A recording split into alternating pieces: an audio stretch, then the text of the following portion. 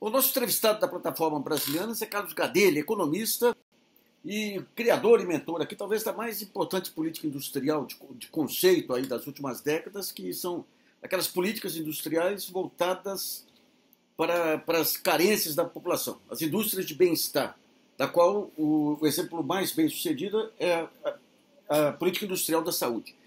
Gadelha, eu queria que você desse um balanço do que se avançou até agora, para depois a gente tentar ver com você quais os próximos passos quando começar a reconstrução aí do país. Sim. Primeiro, quero conversar com você e também com o programa, que nós estamos num momento onde é importante aprofundar as ideias sobre uma estratégia de desenvolvimento para o país, né? A gente não sai dessa crise sem ter um programa forte que permita mobilizar a sociedade em torno de grandes desafios nacionais, né? No campo da saúde, foi das áreas que a gente mais conseguiu avançar, com algumas ideias de força que eu vou te passar rapidamente, né? A primeira ideia é começar a ver a área de bem-estar social e a área dos sistemas produtivos associados ao bem-estar social como alavancas poderosas do desenvolvimento. Quando você pensa na área da saúde, de um lado, né, uma visão míope que fala a saúde representa um gasto, 10% do PIB, de 8% a 10% do PIB, é um fardo para o Estado poder lidar com despesa em saúde. Sob um outro olhar, mais avançado, que aponta para o futuro, a gente tem que ver essa mesma participação da saúde no PIB como uma participação que se mobiliza um sistema produtivo. Se eu for incluir atividade industrial e atividade de serviço, porque essa é uma atividade que a indústria puxa serviços de alta qualidade e alto potencial de geração de emprego e renda. Você mobiliza mais hoje no Brasil o que toda indústria manufatureira mobiliza. E talvez chave para a inserção do Brasil no século XXI, se você pensar quais são as tecnologias do futuro, as tecnologias que estão faltando, quarta revolução tecnológica, o uso de Big Data, a internet das coisas, a nanotecnologia, a biotecnologia, a proteômica, ou seja, a saúde hoje, se você fizer uma prospecção, hoje eu estou aqui na Fundação Oswaldo Cruz coordenando a área de prospecção para pensar projetos de futuro, a saúde passa a área militar, ela se apresenta como a primeira área que alavanca a estratégia de desenvolvimento, o potencial de desenvolvimento no século XXI. Então, a gente começa a sair desta visão mesquinha, desta visão medíocre, de ver a saúde como um problema e um gasto. A saúde é parte essencial de um modelo de desenvolvimento. Isso depois, no final, eu queria comentar que isso pode ser estendido para todas as áreas de políticas públicas ligadas ao bem-estar. Isso é um novo modelo de percepção do Estado em que a gente vinha construindo e agora estaria na hora de dar o salto para uma generalização dessa visão da saúde, né?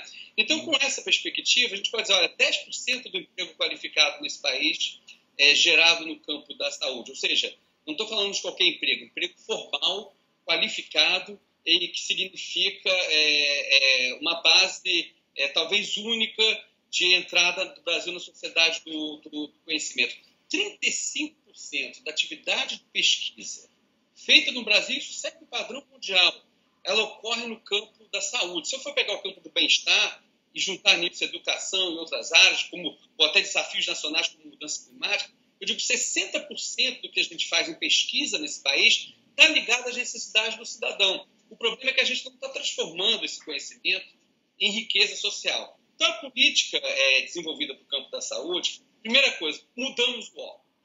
Falou, isto aqui é oportunidade de desenvolvimento, isto é futuro de uma política inovadora que trate o desenvolvimento tecnológico, a inovação, de modo simultâneo com as políticas de bem-estar social e de inclusão social. Essa que foi talvez o grande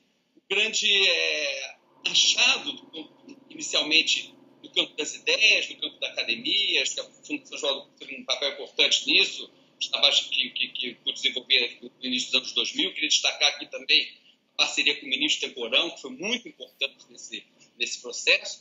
Você se juntou uma visão sanitária, uma visão social, uma visão desenvolvimentista, mas que, ao mesmo tempo, não um velho desenvolvimentismo, mas a gente estava olhando para o social, para a questão da inovação e do tecnológico.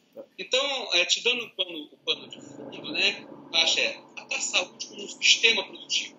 Não é mais indústria farmacêutica, indústria de equipamento, indústria de serviços. Não é fragmentar o sistema produtivo, até porque eles são interdependentes. Quando eu introduzo uma vacina no sistema, eu estou mobilizando serviços de alta tecnologia, eu estou mobilizando diagnóstico, rede de equipamentos, assistência em todo o território nacional. Então, eu estou mobilizando um verdadeiro sistema produtivo. Então, a ideia é sairmos do setor para o sistema. A segunda, quebra a dicotomia entre o econômico, a base produtiva e de inovação, e a base social e o estado do bem-estar. Ou seja, é uma falsa polêmica se o bem-estar cabe ou não no PIB. Bem-estar é solução, é uma das soluções para a saída da crise e para o crescimento do PIB. Uma terceira dimensão, assim, que eu falo, você já viu que eu tenho uma certa empolgação com o tema, porque é algo que a aposta é muito grande e a gente precisa avançar nessa aposta, é que é uma fusão da política industrial de desenvolvimento produtivo com a política de inovação.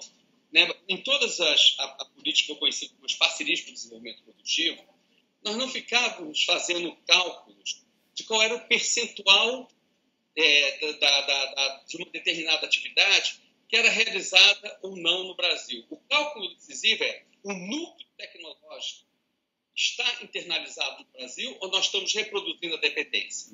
Então, a questão central, até nisto, eu acho que é uma coisa que seria, eu acho que a nova onda da política industrial, era trazer a política de conteúdo local para avançar para os núcleos tecnológicos que vão determinar a sua competitividade no futuro. Então, por exemplo, na biotecnologia, não se perguntava onde era feita a caixa do medicamento, mas se perguntava onde é que está o núcleo da atividade tecnológica, a célula máter, né? A célula matriz que vai permitir a gente ter autonomia para o tratamento em câncer, que a gente vai permitir a gente ter autonomia para a vacina. Então, uma segunda dimensão, além da perspectiva sistêmica, é de uma fusão da política industrial e de desenvolvimento produtivo com a política científica, tecnológica e inovação. E, ao mesmo tempo, não é que eu vou dizer, de capacidade, musculatura produtiva, musculatura industrial, eu não tenho capacidade de transformar conhecimento em riqueza. Na verdade, eu vou transformar conhecimento em riqueza que vão virar importação de produtos desenvolvidos fora do Brasil.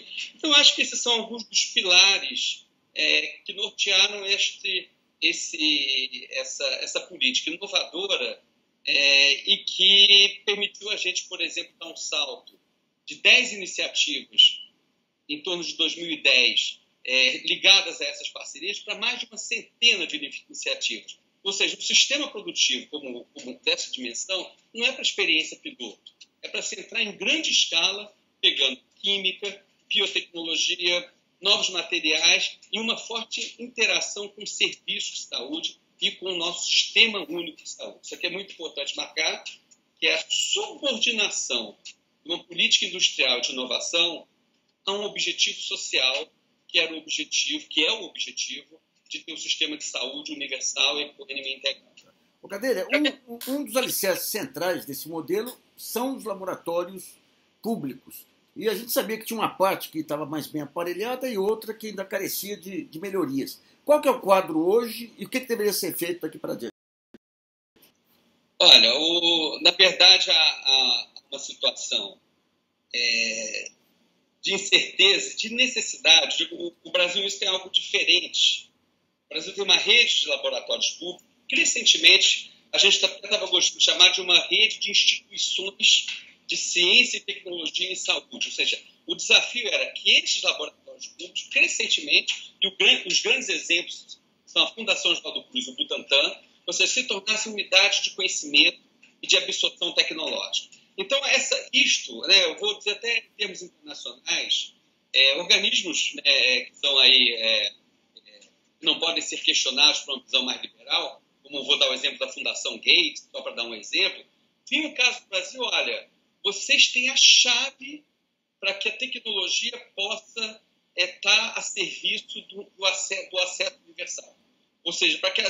tecnologia. Hoje em dia, alguns tratamentos para câncer são absolutamente inacessíveis para a grande massa da população. Nós não podemos aceitar um sistema de saúde que tenha uma saúde, uma expectativa de vida e uma qualidade de vida para rico e outra muito pior para pobre. Isso é inaceitável do ponto de vista ético. Então, até organismos internacionais, para não falar de outras instâncias na Organização Mundial da Saúde, estavam vendo assim, olha, o Brasil criou algo muito inovador.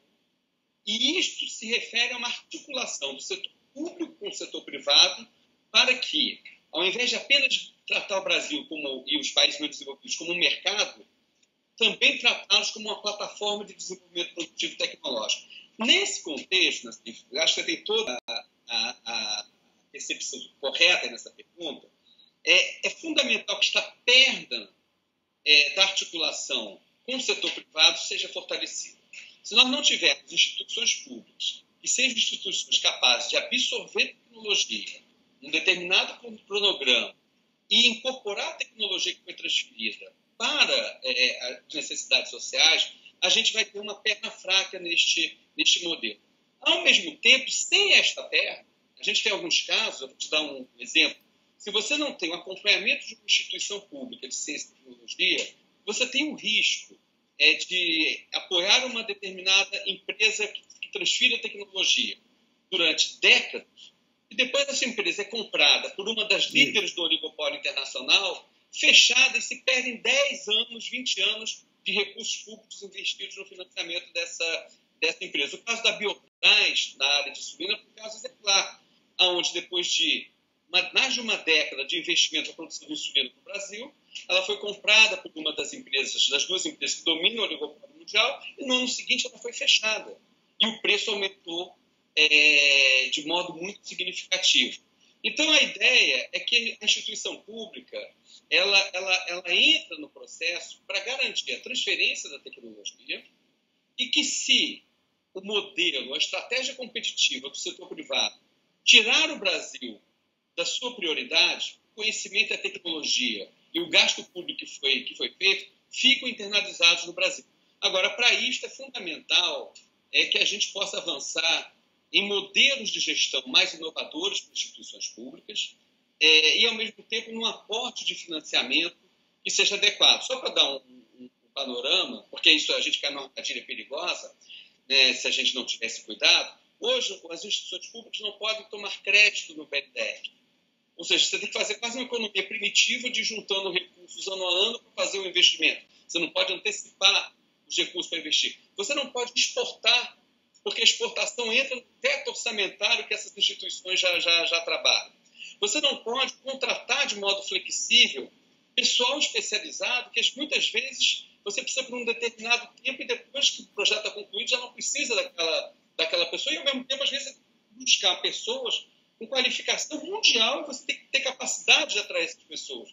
Você tem que poder fazer alianças tecnológicas com o setor privado e que não são passíveis de você fazer aliança tecnológica, parceria tecnológica com processo de licitação igual de comprar papel e material de consumo de escritório. São alianças tecnológicas, o perfil tecnológico de quem você faz a parceria é muito... Então, o que eu digo, a gente não pode cair na armadilha de não dar as condições para que a instituição pública funcione adequadamente e depois chamá-la de ineficiente e privatizá-la. Então, é isto que é a armadilha que se deve escapar. E, ao mesmo tempo, é incrível o grau de adoção e de atração do setor privado por este modelo. Não é um modelo anti-indústria privada, é isso que é importante, mas é um modelo que dá uma direção onde você troca alto valor e pequeno acesso por grande acesso e valor menor. Eu vou dar o exemplo da vacina para HPV. Antigamente, no mercado privado, para você vacinar para HPV, você custava mais de R$1.000, e isto era acessível para pequeno contingente, pequena população de pré-adolescentes. Nós conseguimos reduzir o preço em 10 vezes e atender a mais de 7 milhões de pré-adolescentes e adolescentes. Com um detalhe, trazendo tecnologia e internalizando a produção no Brasil, gerando emprego, renda, inovação e capacidade para o futuro. Então, eu até usando aí os princípios da administração pública, a vantajosidade de uma relação que envolve as instituições públicas, eu digo, ela é decisiva para o SUS. Eu digo, sem base tecnológica de inovação, nós vamos ter um SUS de pé de barro, um SUS dependente. Hoje o nosso déficit comercial já chega a 15 bilhões de dólares. A ampliação do acesso ocorrida ao longo dos anos 2000,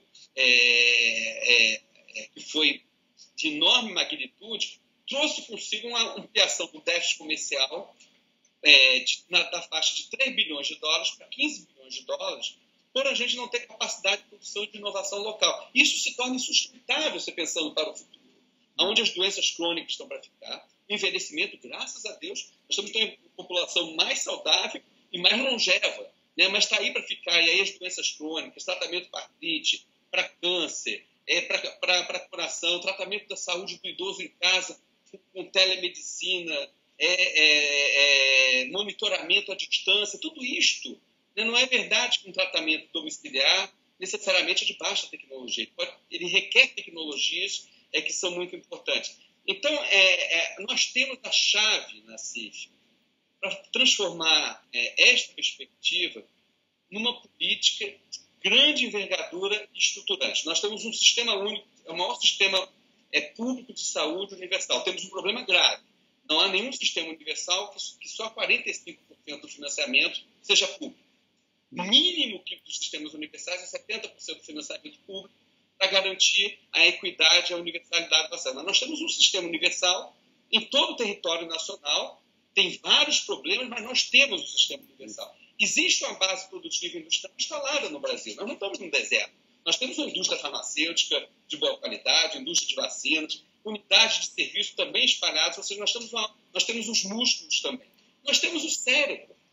Nós somos competitivos na pesquisa em saúde. Um terço da nossa pesquisa realizada no Brasil está na área da saúde, e uma pesquisa reconhecidamente, você vê o exemplo agora de Zika, nós estivemos na fronteira mundial da investigação e da descoberta da associação entre Zika e microcefalia, da descoberta de reagentes para diagnóstico que permitiam, inclusive, diferenciar dengue, Zika e chikungunya. Isso foi, assim, ciência e tecnologia brasileira.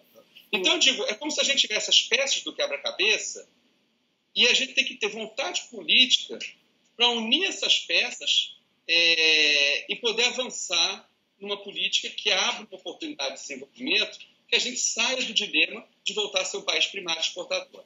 Ô, Gadelha, uma coisa que eu não entendi, quer dizer, tudo isso está amarrado ao sistema de compras públicas. Se já tem as compras garantidas, por que essa dificuldade de conseguir o financiamento do BNDES? Porque existem questões legais e administrativas, principalmente legais, que limitam o financiamento do BNDES para instituições públicas com formato organizacional que a rede de produtores oficiais possui. Até na coisa das compras, é importante, se você perguntar para qualquer empresário qual é o elemento chave para você inovar, é crédito, é isenção tributária, é a questão regulatória. Quer dizer, olha, a questão chave é se eu vou ter um horizonte de mercado para poder recompensar o meu esforço de produção e de inovação. Isso vale também para as instituições públicas, né? Então, o uso do poder de compra do Estado foi uma coisa muito interessante. Que enquanto na defesa era muito tradicional o uso do poder de compra do Estado, a gente falou, olha, a saúde constitui um campo onde as compras públicas têm uma dimensão imensa, né, uma dimensão importante, e tendo um sistema universal deveriam ser maiores ainda, seguindo o padrão internacional. Na Inglaterra, cerca de 90% do financiamento é público. Na França, entre 80% e 85%, ou seja, os países civilizados, né, o financiamento público é predominante. Então, as compras públicas, em vez de serem utilizadas apenas como um mercado, que é muitas vezes o que os países que já lideram na geopolítica mundial a área da saúde, gostariam que o Brasil fosse apenas um mercado consumidor. Né? Produzam bananas, né? Produzam produtos primários exportadores e sejam um mercado. Não. O mercado, vamos seguir a Constituição, O mercado faz parte do patrimônio da sociedade brasileira. E vamos utilizar o mercado. Se conseguiu um arranjo com o BNDES muito interessante, onde o parceiro privado das parcerias ele era financiado pelo BNDES.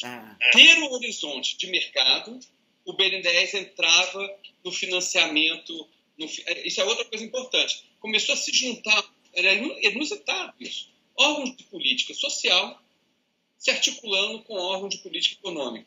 O BNDES coloca no seu programa para o Complexo Econômico do Estado da Saúde, a primeira ou a segunda diretriz era atendimento às necessidades do SUS. Isso é totalmente, né, de uma fase inicial em que dificilmente no BNDES até se entendia o que é o SUS, isto é critério para condições favoráveis de financiamento. Então, para o segmento privado, isso foi relativamente resolvido. A FINEP, depois de um segundo momento, também entrou financiando no segmento privado. No segmento público, o modelo organizacional, acho que esta é a verdadeira reforma do Estado. A reforma do Estado não é a reforma do Estado mais ou menos pública, é como fortalecer e dar condições para que os produtores públicos sejam eficientes e submetidos a todo o monitoramento e toda a avaliação de desempenho.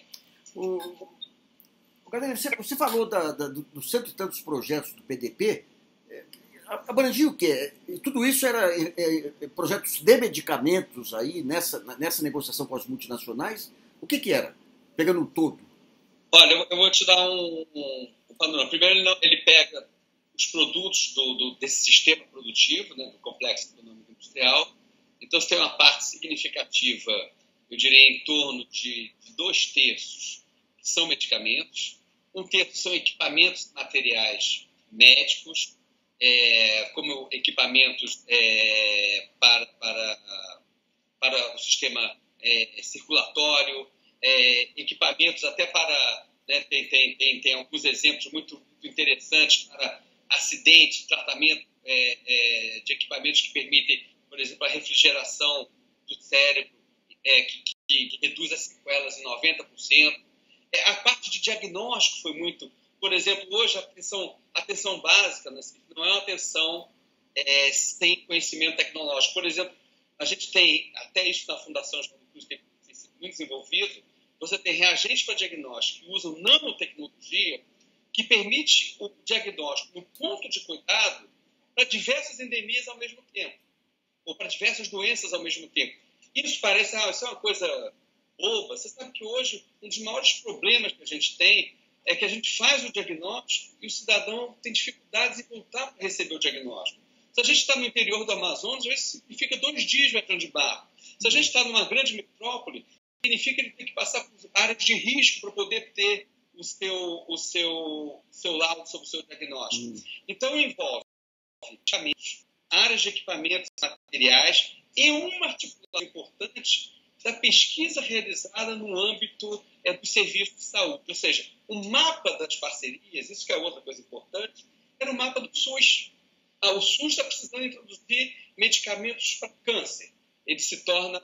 Não era uma parceria para fazer, digamos, bugigangas da saúde. Era uma parceria que significava a vida ou a morte, ou a qualidade de vida ou a má qualidade de vida das pessoas. Então, isso mostra a integração sistêmica. O sistema de saúde, os serviços, dando a luz, dando guia para onde a inovação e o desenvolvimento tecnológico deveria caminhar. E aí, nisso era mais importante o que a gente chama do cuidado. Por exemplo, o câncer, isso é um exemplo ótimo. Na política envolve medicamentos para câncer e equipamentos para o tratamento e diagnóstico do câncer. O câncer, ele não diz, eu sou câncer para tratar só com medicamento. Vários casos eu trato com biotecnologia e com quimioterapia. O que foi importante na última fase das PPPs, lançada em 2013, foi que a gente saiu de uma fase de reconstituir a musculatura da saúde para uma fase de se tornar inovador. A gente estava saindo do momento da imitação para o momento da criação. Então, a gente entrou, isso foi decisivo, entrou na área da biotecnologia, a gente chamava, eram as PDPs de segunda geração. Entrou na área da biotecnologia e nas áreas dos equipamentos de alta sofisticação, como marca-passo, como medicamentos de monitoramento, equipamentos de monitoramento, entre outros, né? e, ao mesmo tempo, em processos competitivos, onde você não definia a priori a participação no mercado das instituições parceiras, ou seja, quem tiver maior qualidade e capacidade tecnológica ganha, né, porque isso é importante até do ponto de vista da transparência na gestão pública, né? Quem conseguir chegar primeiro, com preço melhor e com melhor qualidade, ganha maior participação no mercado. Isso era o que a gente chamava da segunda geração. A terceira geração era a gente entrar em pesquisa e desenvolvimento como um núcleo central associada às unidades produtivas. Gadelha, em números gerais, hoje, o que as PDPs geram de faturamento? Olha, isso está em torno de 6 bilhões, se eu não me engano, mas ele está em torno de 6 bilhões. E o que é importante, né, existem dados do Ministério da Saúde, né, atuais, inclusive, que mostram uma economia acumulada das PDPs, isso é uma coisa muito importante, assim, uma economia acumulada das PDPs em torno de 5 bilhões de reais desde que o programa foi criado. Hoje em dia a gente vê, às vezes, análises estáticas que procuram desqualificar as parcerias para o desenvolvimento produtivo. Porque o critério da parceria de desenvolvimento produtivo é o seguinte: no momento em que você faz a parceria, ela tem que ser mais barata do que a aquisição anterior que o SUS fazia. Então, a parceria, no momento em que ela é criada, o preço dela é o piso. Quando você cria a parceria, você muda estruturalmente, você é muito mais moderno do que o controle administrativo de concorrência. Você muda as condições competitivas do mercado. Então, o que era o preço piso, vira o preço teto. E no momento seguinte, o ataque à parceria para o desenvolvimento produtivo se dá com a prática de preços menores do que a parceria para procurar vulnerabilizar as parcerias. Então, se eu sou uma instância de controle e analiso um ano, vou dizer, olha, a parceria está vendendo mais caro do que o preço oferecido. Se eu analiso isso do ponto de vista do desenvolvimento e do ponto de vista dinâmico, vai dizer, olha, a parceria, depois que ela foi criada, ela mudou estruturalmente as condições do mercado. Por exemplo, quando a gente lançou a parceria para a insulina, os preços de mercado caíram para metade do preço. Agora, depois que ela era metade do preço, você deu um horizonte de 10 anos, começa uma guerra competitiva onde o preço cai a um terço. Então, o importante é dizer o seguinte: eu costumo dizer com meus amigos na área econômica, né? A competição, neste caso, ela é garantida não apenas por atividades que são necessárias, que são importantes, de controle da concorrência, atividades como feitas pelo... Na verdade, você muda as condições culturais do mercado, onde você reduz o monopólio. Eu vou te dar um exemplo na biotecnologia. 60% das patentes do mundo estão concentradas em 15 empresas. Se você vai falar, olha, o Brasil não é mais interessante para biotecnologia, e eu vou para a China, nós ficamos sem tratamento para câncer, para artrite reumatoide, para as doenças autoimunes, para uma série de doenças, né, que afetam de modo importante a população. Quando você cria uma parceria para o desenvolvimento produtivo, de certa forma, você está reduzindo o monopólio global. Você está colocando o Brasil, e aí você enfrenta, e aí isso tem que ser falado com todas as letras, você enfrenta ações competitivas violentas voltadas à destruição daquela parceria e destruição daquele parceiro. O caso da Biocaixa que eu te mencionei foi típico. Aquilo lá foi para fechar, né? Aquilo lá foi uma ação direta do então ministro José Serra, lá que fechou a Biobras naquele momento. Agora, deixa eu te perguntar uma coisa. A gente está falando aqui de remédios adquiridos em alta escala, que se negocia com a multinacional, ela transfere o conhecimento para cá. A questão dos pipelines, em que pé que está essa situação? O que o Brasil está avançando nessa área? A questão do que já está fora de patente? A questão dos pipelines aí, um conjunto de medicamentos, havia uma ação no Supremo para tentar liberar a fabricação no Brasil? Bom, a questão é a seguinte, eu acho que o Brasil entrou de modo muito ingênuo, para dizer o mínimo, no acordo do TRIPS. A gente não adotou, como a Índia fez, as condicionalidades, adotou um período de adequação da indústria e houve um patenteamento, para dar uma resumida para quem está nos assistindo, né, onde você deixou patentear o passado. Você não patenteava o futuro, você deixou patentear o passado. Então, assim, quem já tinha produto em domínio público se tornou monopolista daquele produto. Isto foi um erro estratégico. E isso encareceu tremendamente o sistema de saúde. E hoje, a todo momento, até eu queria dizer isto, acho que é importante essa nossa conversa, voltou uma pressão muito grande para que a gente reforce os direitos de propriedade intelectual, ou seja, reforce os monopólios para reduzir o acesso. A gente respeita o TRIPS, mas o TRIPS é teto. Você não pode fornecer mais direitos de propriedade, que já são, hoje em dia, 20 anos de patente. Se a cada 5 anos você gira o portfólio de produtos. Né? O prazo de patenteamento já é 20 anos. Né? Então, a gente, assim, é inaceitável para o acesso que você reforce ainda mais os direitos de propriedade intelectual. Uma outra dimensão, que você já mencionou, mas que eu queria falar, é a dimensão do poder de compra. Hoje, quando a gente tem que ficar de lupa. Porque se, em função desse acordo, aqueles 15 bilhões de dólares que eu te falei que nós importávamos na área da saúde, 50%, o dado é preciso, é levantado pelo meu grupo de pesquisa, 50% vem da União Europeia, 25% dos Estados Unidos e, em terceiro lugar, vem a China. Esse é o nosso perfil de dependência, não o nosso perfil de importação. Importação de conhecimento, não. Então, hoje, 50% da nossa dependência tecnológica, econômica e saúde está com a União Europeia. Se o acordo com a União Europeia limita o nosso uso do poder de compra e aumenta os direitos de propriedade intelectual, a nossa política se derrete completamente. Então, digo, essas questões globais, elas não são neutras.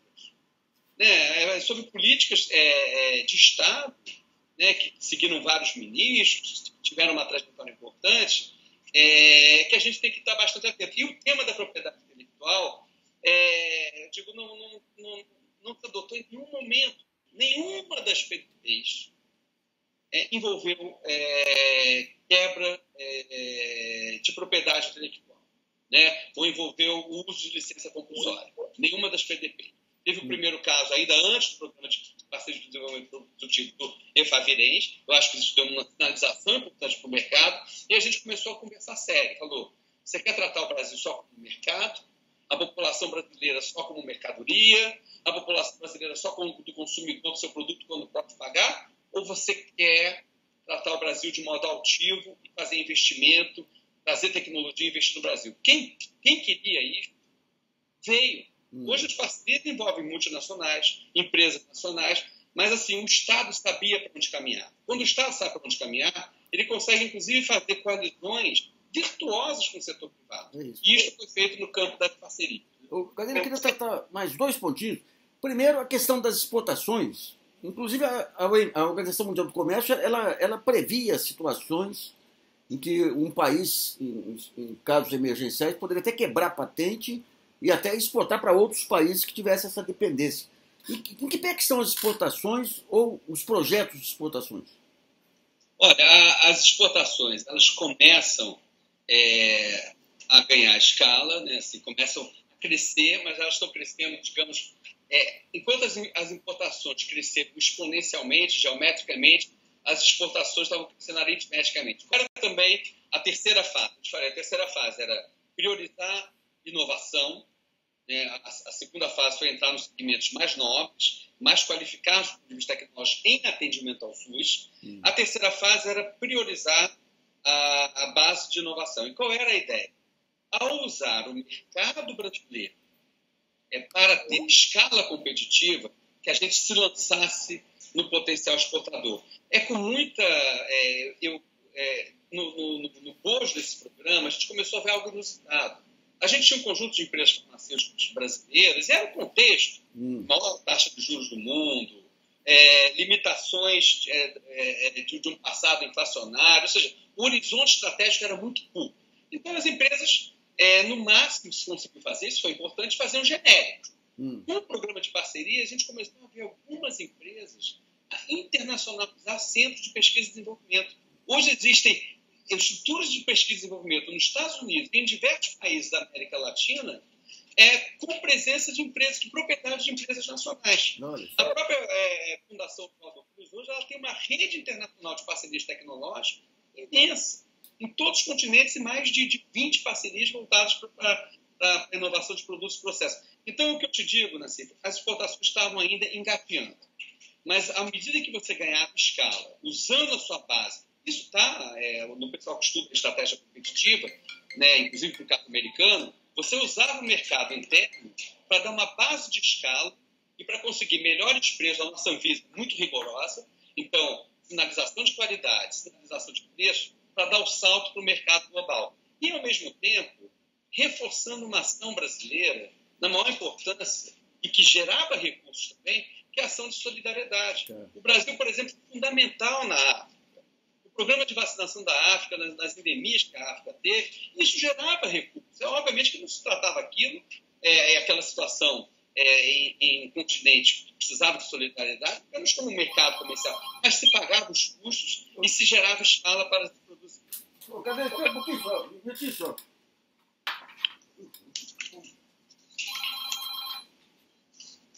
Alô? Alô? Alô? Boa tarde. Quem quer falar? Tira meu nome desse banco de dados, faça favor. Puta, esse é meu telefone fixo, só serve para vender produto. Cadê? Só para a gente terminar aqui, como que essa política para a saúde pode ser estendida para outras áreas de bem-estar? Assim, eu vou depois até te mandar, eu fiz recentemente um artigo para um livro chamado Futuro do Desenvolvimento, que é justamente com esta questão que eu queria te passar, né? Eu acho que o pensamento desenvolvimentista brasileiro, ao qual eu me fili, estava na hora de ser tensionado e poder avançar para não tratar as políticas sociais apenas como políticas complementares ou compensatórias, que é importante num país desigual e com a pobreza que tem no nível do Brasil. Na verdade, assim, era você tratar dos desafios nacionais como norte para políticas tecnológicas de inovação e política industrial. Né? E isso não é só um discurso, né? Se eu for pensar assim, quais são as áreas que ocorre a população, até para ter uma legitimidade social. Né? A ideia em vez de eu ficar tratando, eu fui também, durante um período, secretário do MIDIC, secretário de Desenvolvimento e Competitividade, além da minha inserção na área da saúde. Mais recentemente, já no final de 2015 até início de 2016.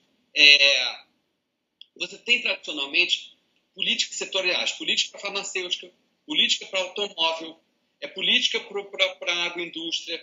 Você tem o Estado brasileiro organizado de modo que ele pode favorecer uma captura do Estado pelos diversos setores de atividade econômica. Na verdade, essa política, veja bem, a política ela saiu da lógica, não era uma política para farmacêutica, era uma política para sustentabilidade estrutural e saúde, para o complexo econômico do Estado de saúde. Então, ela deixa de nomear o setor e passa a nomear o desafio nacional. Eu vou entrar de modo muito pragmático o que isso significa. Em vez de política para medicamento, política para a saúde e para o complexo de saúde, onde o medicamento é parte dele. Em vez de política para automobilística, política para mobilidade.